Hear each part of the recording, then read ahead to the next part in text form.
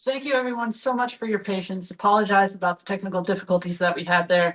Just trying to make sure that you guys had the smoothest viewing experience of the museum because we have a lot of cool stuff to talk about. So without further ado, let's go ahead and get started.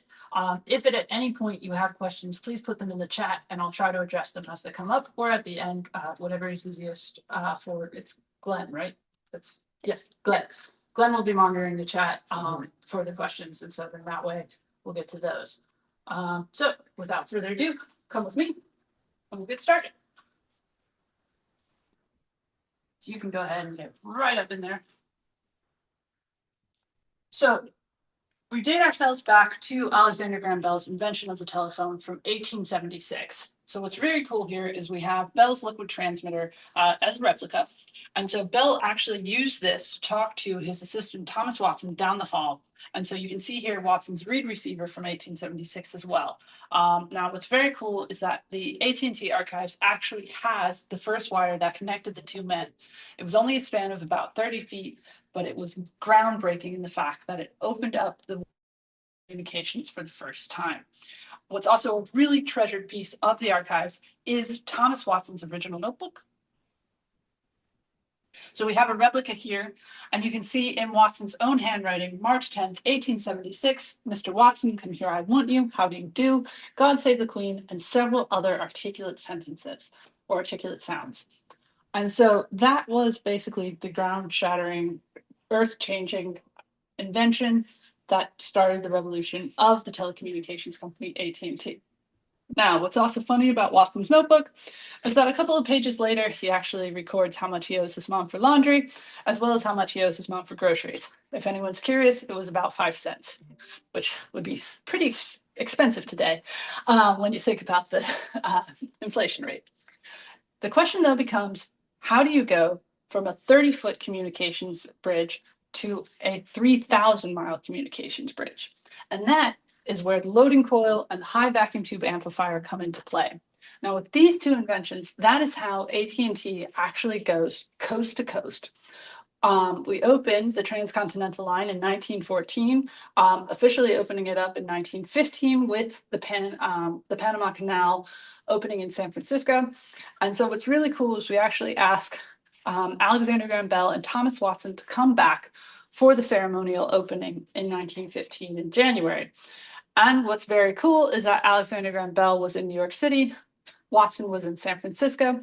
Bell was taking questions from reporters, and one of the newspaper reporters asked him to repeat the very first thing he said to Watson over the telephone.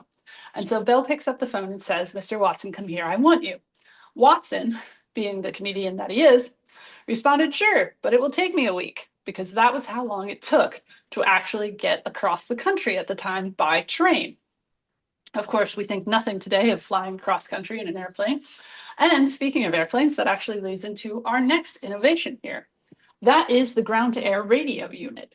Developed in 1918 to then pair with the new airplane technology that was going on. This actually allows pilots to be able to talk to ground control. This was extremely useful during World War I when the AT&T and the US military realized that if you send a pilot up with a ground-to-air radio unit, he is able to scout real time instead of scouting, going back down to the ground, and then reporting his findings. Now, supposedly, I've talked to a few pilots. The frequency that was used back in 1918 is still used today for pilots to be able to talk to ground control. However, the equipment supposedly has been updated. Moving on to the next item in the case, we have our metal stamping master from 1928. Now, this is interesting because AT&T was actually pursuing a way to figure out how to increase sound quality over the telephone network. And that led us to improving electrical sound recording. Now, what's very cool about this is that we actually partnered with a then small studio, so we're actually that way, called Warner Brothers, to produce the Vitaphone. So you want to probably pan in there if you can. And so the Vitaphone, or the sound motion picture projector, was first introduced in 1926 with Don Juan. And so that is the first film with sound effects. The first talkie was introduced in 1927 as the Jazz Singer. What's very cool about every Vitaphone projector is that they're actually retrofitted silent projectors that then have the sound components added to them. So you can kind of see here, that is the old retrofit of the silent projector, and then the Western Electric sound components are all on the bottom, including that green felt disc where you would actually put the record. And you had to manually sync up the record to be able to play it with the film appropriately. Now, what's very interesting though is that sound motion pictures were replacing something that a lot of people, despite the name silent, weren't actually shown silently. That is because when you saw a silent picture, it was actually accompanied by music. Now, the quality of that music depended on where you were. So if you were in Washington, D.C. or New York City, for example, you would possibly have a full orchestra, band, and professionals playing at the movies. If you were in, say, a smaller town, like, for example, Middletown in the 1920s, you would possibly have one guy on the piano of questionable skills. And so by introducing the sound motion picture projector, you were actually making the movie experience uniform no matter where you were. And so that's also a really cool other aspect of this. And so we're going to flip back over here.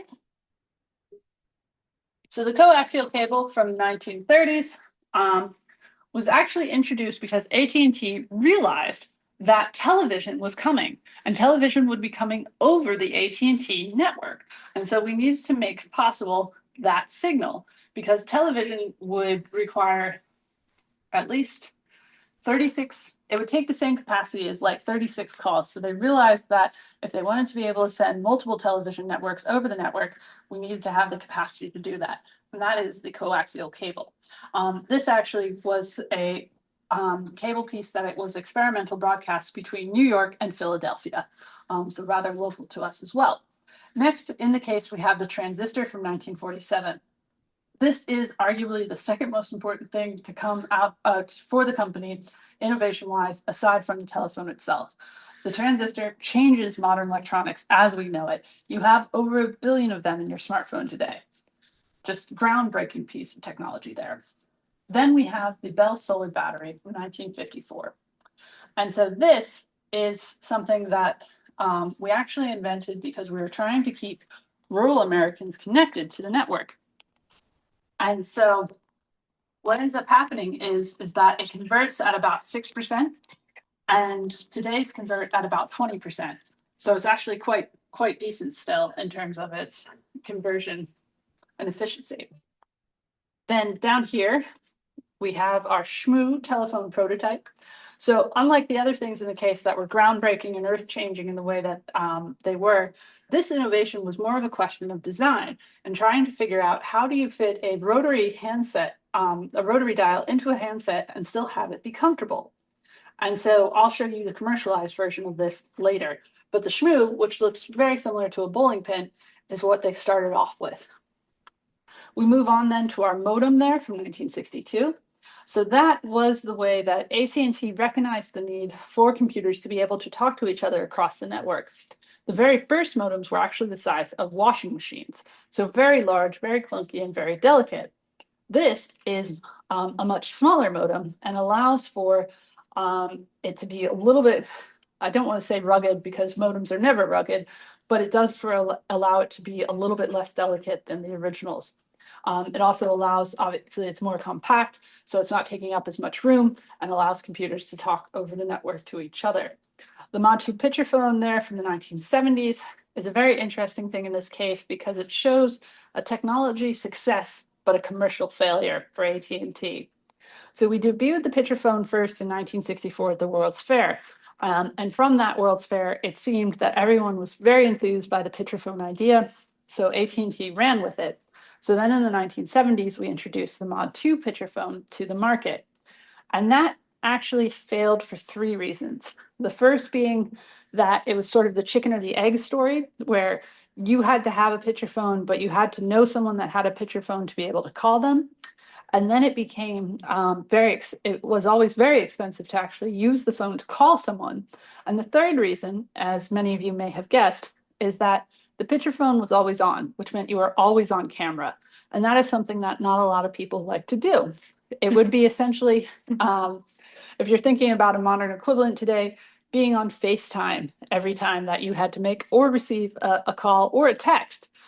So it's not something that everybody really wanted to do, hence why it didn't work out commercially. Next in the case, we have our Unix code printout from the 1970s. So this is a replica, but AT&T Archives does actually have 3 with handwritten notes from the developers. So a really cool moment. And then, of course, as you know, Unix is the underlying language for the internet today.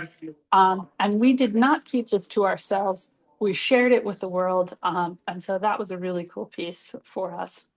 Next to that in the case, we have our transaction credit card reader prototype from the 1970s. And this is a really interesting piece that a lot of people don't realize how important it is. So to set the stage for you a little bit, before credit card readers or just credit cards in general had to actually have paper involved, they had to send a call out to the bank to make sure that it was an accurate account, to make sure that you had funds available, all this kind of communication that now happens within milliseconds.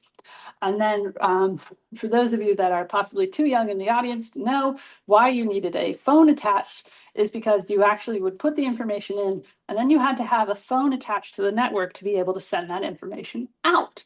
And so, again, as I said earlier, today we tap and we don't think about all of the stuff that goes into being able to tap and being able to get that credit card reader, that credit card transaction within milliseconds. This is what helps lay that foundation. The fiber optic cable there from the 1980s was developed at AT&T. And then we, of course, turned that into most of our long distance networks today. And of course, are still building out our fiber. Our 6 gigahertz cellular telephone there from the 90s was done to prove that AT&T could get up to the 6 gigahertz, not necessarily that we were launching it as a commercial venue. And then if you look down, you can actually see Project AirGig. So that's a really cool piece of tech that has recently come out of the labs. And that is where it actually enables to send 5G signal over power lines. Now that is not currently being deployed in the United States. There are talks to possibly be deployed in the United States, but it's not yet.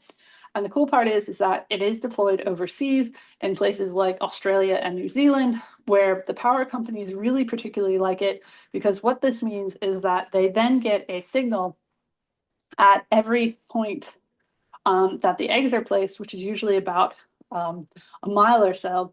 And so they can then pinpoint when power lines are down and where they are down, because the eggs will give out a signal and allow them to pinpoint it much more accurately than what they had been using previously, in addition to the fact that they're now getting 5G signal out there. Are there any questions? Cool. Not at the moment.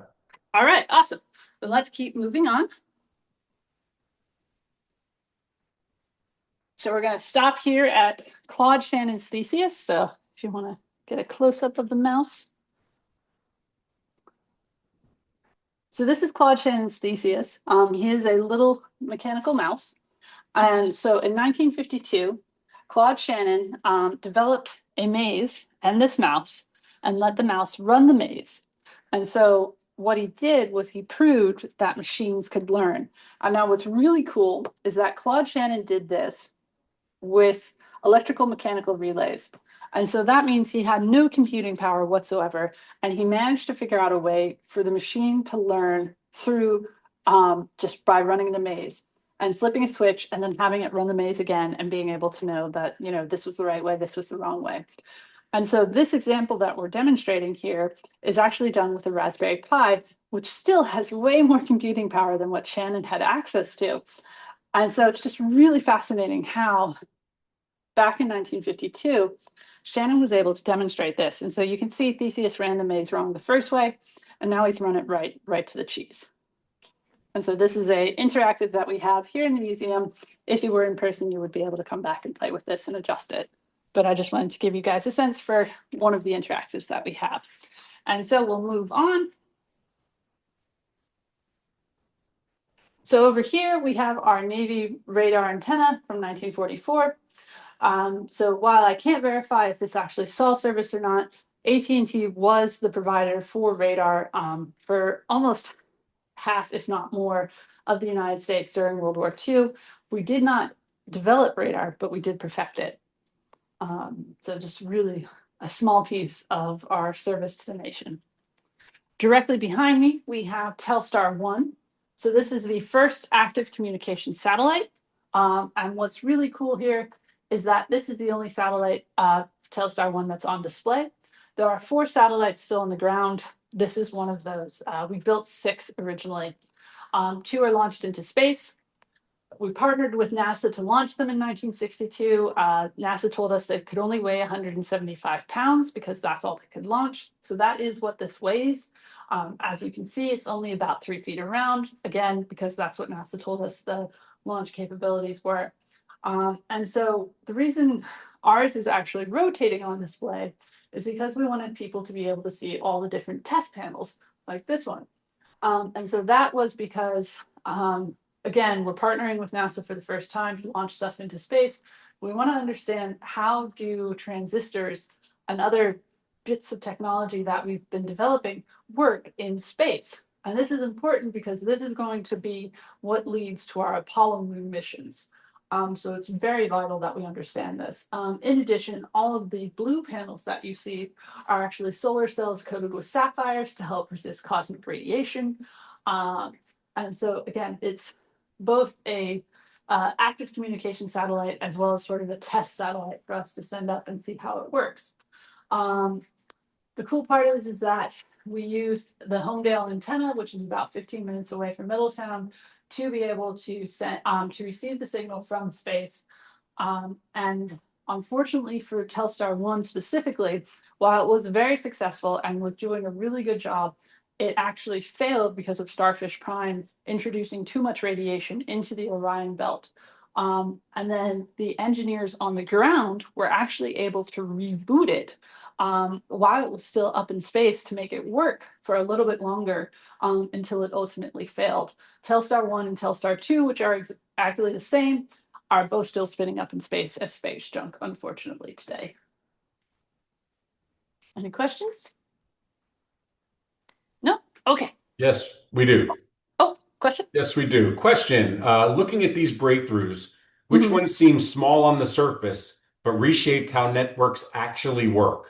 Why do you think these things get overlooked? I would have to say the loading coil or the high vacuum tube would probably be those biggest examples of stuff that seems very small on the surface because we don't think of distance the same way today. So as I was stating earlier, going from 30 feet to 3,000 miles is really a mind-boggling distance when you think about it. And that is what the company had to do in those very early days. They had to keep figuring out, how do we go further? How do we go faster? How do we connect more people? When we get to transmission, I'll show you guys the open copper wire from the New York to Chicago line from 1892. That could handle 1 call at a time. And of course, in today's society, we're like, no, that wouldn't work at all. We need to handle multiple calls. But in 1892, having 1 call being able to go 950 miles was the groundbreaking achievement of the time. And so I think that's kind of what gets overlooked a lot, is how do we send the transmission of the message across these long distances? And that would kind of be what my answer would be, is some of those earlier breakthroughs like the loading coil or the high vacuum tubes. They don't get enough love for the invention. Thank you. Yeah. All right. So we're now getting into more of our telephone network as a whole. So we just saw all of our innovations that we could fit in the museum. Obviously, as always, we have more, but they just couldn't fit in the museum. We're now getting into how the telephone network actually works. So the first step that we're going to stop at is switching. And so this is how you get from the right point A to the right point B. Specifically, for much of our history, it was manual. So as you can see here on this photo behind me, we actually have the Chicago toll boards from 1929. You can see all the ladies sitting down are operators. They are on the phone and they are making connections. They are also writing down who you are, where you're calling to, and how long you're talking for. That slip of paper is then handed to the girls on roller skates who are wheeling up and down the switch to then hand it to the lady sitting at the desk. She is then manually compiling it and sending it down to billing, where it is added to your monthly bill. Believe it or not, AT&T still works very similar today. However, it's all automated and we care more about data than voice. You don't have rollerblades, right? No, So- we've stopped the rollerblading practice quite a while ago. Speak for yourself. I mean, we probably do still have some in the archives. We just haven't found them yet. But yes, it was a very interesting time. AT&T was one of the largest employers of women in the United States. We had over 200,000 women employed as operators at one point in time, just to try and keep up with the number of calls subscribers were making. We were also one of the highest paid jobs for women in the United States as well. And we do have a couple of stories of women being able to afford their own mink coats after a while in Texas as working as an operator. I like to equate that to being able to afford your own iPhone outright instead of, but it was a very fascinating job for women to do. In addition to the fact that operators were the first 911 responders, they were also at a point in time known as information operators, which means that they had to know when the plane was taking off or arriving. They had to know when the trains were arriving or leaving. They had to know the bus schedule. They had to know stock prices. They had to know weather. They had to know the time. All of that information. In addition, as I said, the first 911 responders, when you called up to an operator in an emergency and said, I need to talk to the fire, the police, the hospital, the doctor, all of that kind of stuff, that's what the operator knew and was able to help you with. They were the first Google or Alexa of the day. And it's just a fascinating, fascinating role. And then we'll get into the actual boards that they used.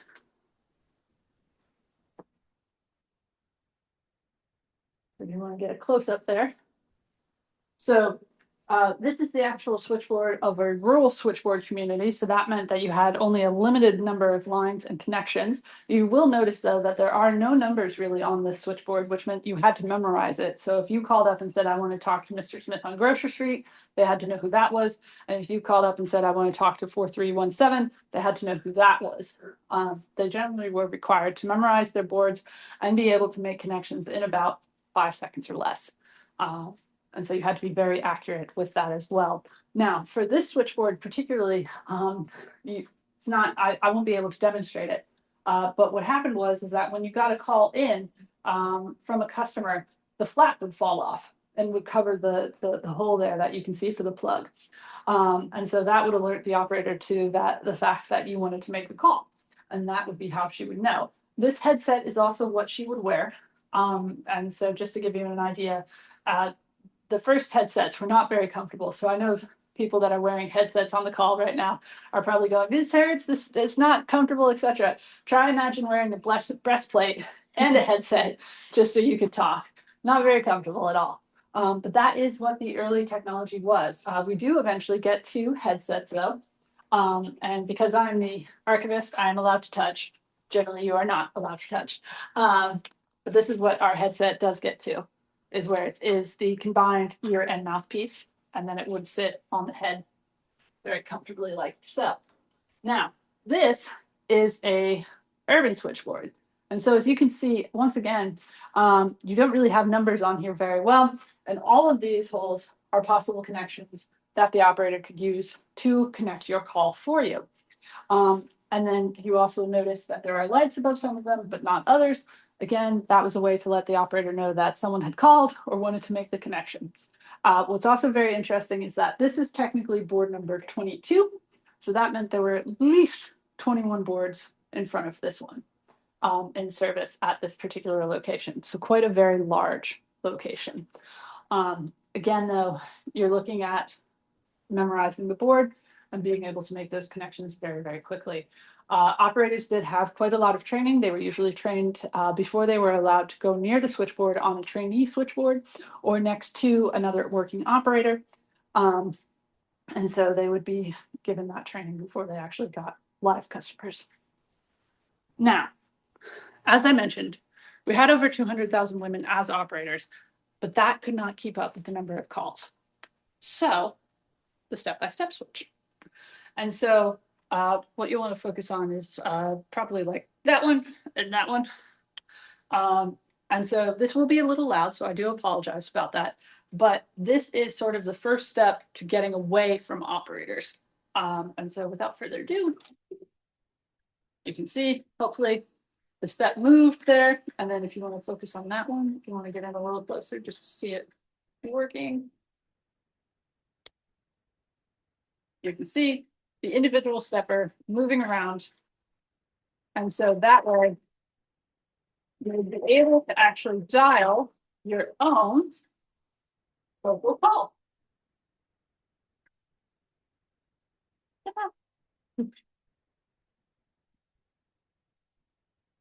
And so that is the step-by-step switch. As I said, it was introduced into the Bell system in 1919 as a way to try and move away from having the operators make that connection and being reliant on the operators.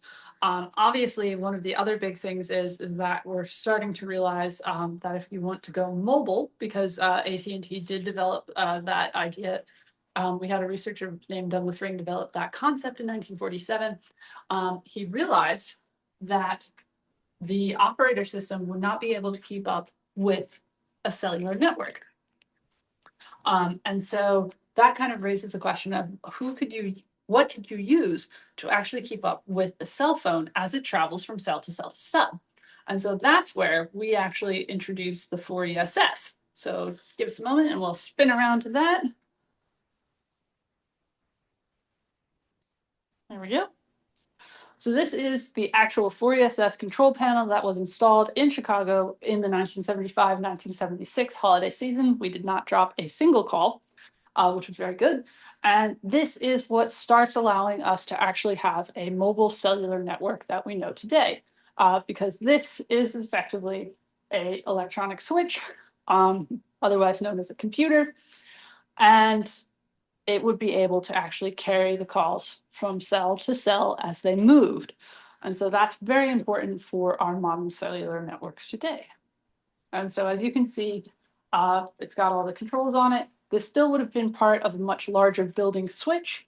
And then interestingly enough, we just turned down the last 4ESS in Alaska of this year.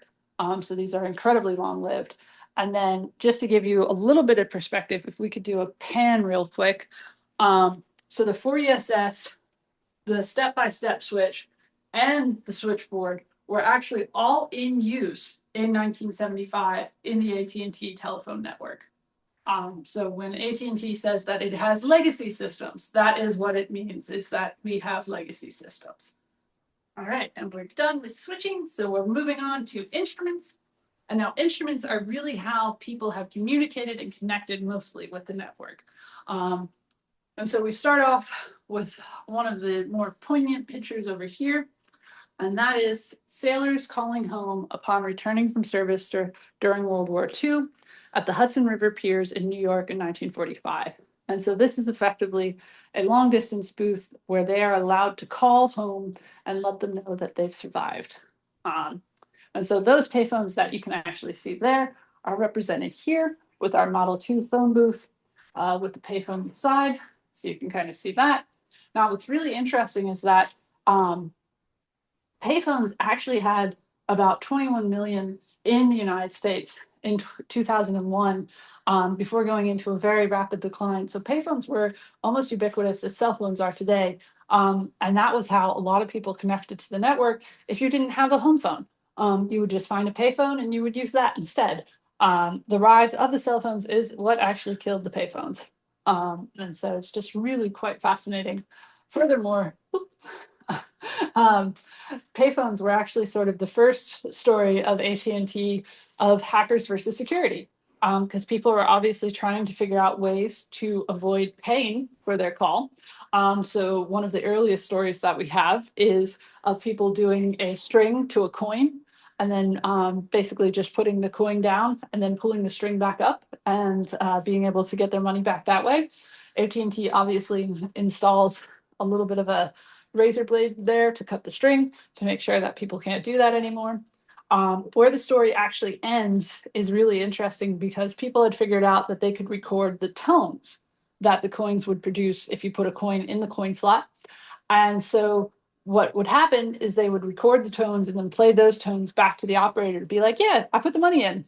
and they would just be like, do that, which was very clever. And of course, AT&T was trying to figure out how to deal with that particular hacker thing when payphones stopped being as ubiquitous as they were. So then suddenly we focused on other things instead. But yeah, really fascinating story there. The first two phones that we have in the instrument case here are actually wooden wall sets, where you can see that hand crank on the side there. That is to generate your own electricity to let the operator know that you wanted to make a call. They are magneto handsets, so you had to basically crank it up to let the operator know you wanted to call. Then moving on, we get to our Model 20 desk stand here, otherwise known as the candlestick. That is what most people commonly think of when we think of the iconic first phones that we have in the United States. It's not till 1919 that you start to see a dial on the phone again, allowing you to make your own local calls.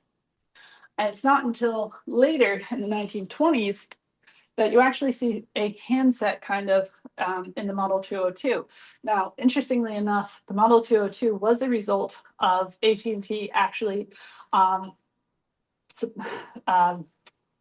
meeting consumer demand because wealthy New Yorkers had gone overseas to Europe and had seen this sort of desk set, and they wanted it. Now, AT&T wasn't very happy with this desk set because it did not have the same technological capacity as the standing candlestick. But we did introduce something that we were satisfied with to some extent. But it's not until the Model 302 that's next in the case that we actually have a phone that combines not only a handset, but also the technological durability of the candlestick. The 302 is also very interesting because it also combines the ringer for the first time inside the instrument. The others had additional ringers outside the phone. So we are finally at something that seems very recognizable to most of us with the traditional telephone model. The 464G key set was designed to be more of a business phone. So you actually have a hold button on there. And that was designed to make sure that, you know, if you had someone calling, the secretary would be able to ask, hey, do you want to talk to them or not? Or let them know, you know, hey, what the response is. The 500 series is very interesting. That became sort of the standard for AT&T for quite a long time. And that was also the first time that you could get a phone in a different color other than black for a small additional monthly fee on your bill. The Princess phone down there from 1959 was the first phone designed aesthetically, not just functionally. And that also had a light up dial, which lit up when you received a call or you were placing a call. Iconic color is pink, obviously, Princess, but it was also introduced in light beige and blue as well. The 1500 is the first time that you're actually offered the touch tone dialing service in addition to the rotary phone. And so the touch tone service was actually an additional monthly fee as well, if you wanted to have that convenience. You will notice though, for this particular model, it's missing the asterisk and the hash key. And that is because they were not introduced yet because we didn't have computers to talk to at that point over long distance. And it's not until 1968 that those are actually introduced on that model. The trim line here from 1968 is the commercial successor to the Schmoo phone that I showed you earlier in the innovation case. So they figured out how to get that rotary dial into a handset that's very comfortable. And most people remember this model because it is our most popular model as being the phone that was in the kitchen and you had to have that really long cord that went into the pantry. So you tried to have a private conversation away from your parents. The Mickey Mouse telephone and the Sculptura phone from the 1970s were introduced as part of the Design Line series. And this was a way that we were trying to appeal to a wider range of aesthetics and really appeal to more people and trying to get them to get their own phones. Interestingly enough, these were also viewed as collector items, and they were also very expensive. So it was a status symbol to be able to say that you had one or more of them in your house. The answering system, as well as the cordless phone from the 80s and 90s, was again AT&T introducing new ideas and developments for the instruments to get consumers to purchase those phones, as well as other convenient features for you to use at home. All right, and then we're going to move down this way. All right, we have a question. Oh, sure, go ahead. Okay, early engineers worked with limited bandwidth, power, and materials, especially after looking at all those phone models. Mhm. How do these constraints shape the innovations we see in wireless technology today? Oh boy. Um, well, I think it really depends sort of on what time period you're looking at. It really gets into sort of actually, hold on to that thought. Let's go look at the cell phone case and then we can talk about that. So if we scroll, just kind of walk down here real quick, we can sort of talk here because they're specifically asking about wireless, right? For the question. Correct. Okay, so the reason I think some of the wireless design phones are like they are is because we did start with that whole idea of let's take a phone and make it mobile. So the very first Oki phone that you see here looks very similar to a phone. It is recognizable as a house phone. And so you can kind of see from that design aspect that you have an antenna in the back that's permanently affixed to the roof of your car. You have the black transceiver box there that would go under your front passenger seat, and then the phone itself would be attached to your front dashboard. And so, again, that is a very recognizable phone type model.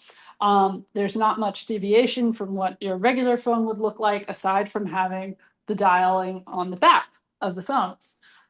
So that's kind of where that influence comes from. It's not until you get to the Motorola Dynatech, as well as the bag phone, so-called, because we gave you a bag to carry the battery, that you truly are mobile for the first time. Again, though, the Motorola Dynatech looks very similar to a regular phone. You're not really seeing any huge innovation there, aside from the fact that it's mobile for the first time.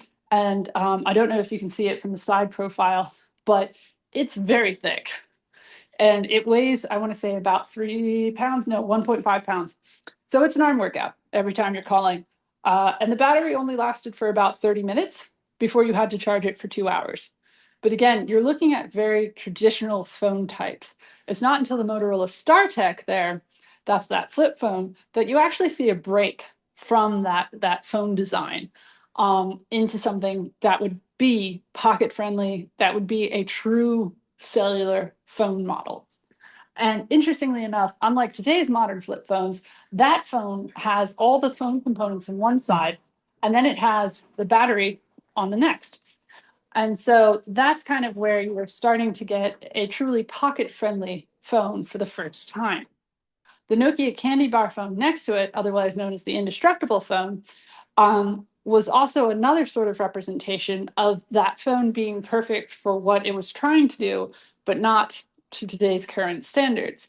So, for example, it's got a very small screen. When I say indestructible, I mean you could go drop this thing off a building and it would still call or receive a call. The problem becomes if you're trying to text, that screen is very small. And if you're trying to go on the internet, it's also, again, very small. However, if you're trying to play a game of Snake on it, which was, again, a new innovation, it played a very good game of Snake. Um, but again, in comparison to today's phones, where you can play a whole video game on your phone and it will handle it perfectly, it was perfect for what it was doing at the time, but it's changed because of what we've continued to demand our phones be able to do. The Motorola Razr next in the case there is considered a fashion accessory more than a phone at some points, and it was designed to be so. And it is considered still one of the thinnest phones to date. And its popularity reflected that. It was a very popular phone. The BlackBerry is next and was considered very popular with our business customers because of the full QWERTY keyboard, as well as some other security features for it. And the first generation iPhone is, of course, from 2007. And, excuse me, AT&T was the exclusive carrier for the iPhone for the first 3 years. So that meant if you wanted an iPhone, you had to be an AT&T customer. And so this kind of gives a little bit more insight into how the designers for these phones sort of changed their thinking over time, because you go from a very traditional phone base and phone model to something that is definitely more futuristic, at least from what we think of today. You're also looking at something that has a number pad And it took us a very long time to get rid of the number pad. I would argue pretty much up until Steve Jobs. We still had a very dedicated number pad. Does that help answer the question? Yes, it does. Thank you. Awesome. All right. And conveniently, we are ready to move on to transmission.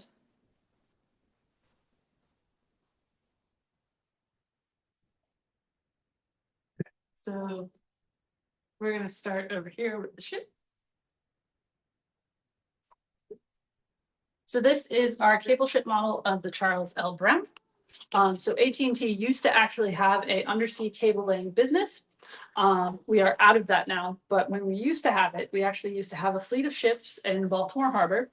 We had about 7, and they would go out and repair and lay cable for our undersea network, including our international network as well. And so this is one of those ships. As I said, the Charles L. Brown, it would be used to go out and repair and place those cables, which would also include our undersea repeaters. Go. And so this is a really cool piece because generally speaking, you only get to see this if you're under the ocean with it or if you're manufacturing it. AT&T designed these to be very reliable and durable. So that meant that there are 6 components in this repeater. Only 4 need to be working at any one time to make sure that you could actually still get signal through. So we're going to move down that way. I will explain that the cable that you're about to see is a scale model. It is not the real size. We've had a lot of people ask if that's the real size. It's not. But yeah, so if you can do a pan over it real quick. Quite large, just for height comparison. I'm about 6 feet, so it's quite substantially large. It is not the real size. The real size is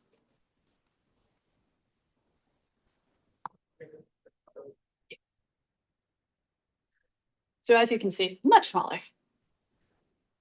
And so this is our undersea fiber optic cable from 1988. So those 4 little glass fibers, if you can see them up there, that is all that carries today's network. That's all that we need. So we've managed to figure out how to send all of our streaming, our data, our voice, our texting over those 4 little glass fibers. Quite impressive. The rest of the cable for the undersea cable in this particular piece is actually dedicated to just protecting it. That's all the cladding that it needs, all the protection it needs from shark bites, fish bites, tides, rocks, fisherman anchors, although that never really stops them, motors, etc. And so what's really fascinating, though, is that you look at how protected and cladded the undersea fiber optic cable is, and you compare that to the terrestrial fiber optic cable, which is right next to it in the case. And you can see there's so much less cladding on the terrestrial fiber optic cable. Now, that's not to say that the terrestrial fiber optic cable does not have its own dangers, because groundhogs will and do go through our cable, as do squirrels. But they are much easier to get to and replace than undersea cable. So we do have that luxury there. Now, I did tell you about the open copper wire from the New York to Chicago line in 1892. And so that there is the open copper wire. And so that could only handle 1 call at a time back in 1892. Any questions? Because I think that's the tour and I'm 3 minutes early. So if there's any burning questions, we can answer them. We do have one last question. Perfect. If a museum like this were to open 50 years from now, which piece of current wireless technology would you select for display? And how would you explain its significance to future visitors? Oh boy.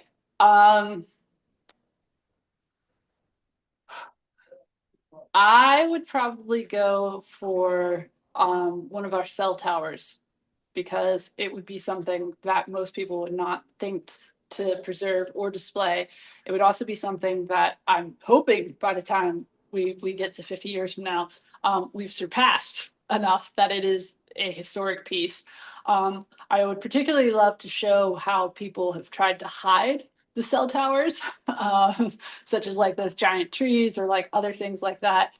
So I think I would probably choose something very akin to that, just because I know as the archives manager for AT&T, a lot of that stuff doesn't usually come to us. So it's more difficult to preserve. And it's also something that I don't think many of us understand how big it actually is. So it would be cool to be able to see that on the ground and see like how big are those antennas actually and etc. But yeah, I'd probably do that.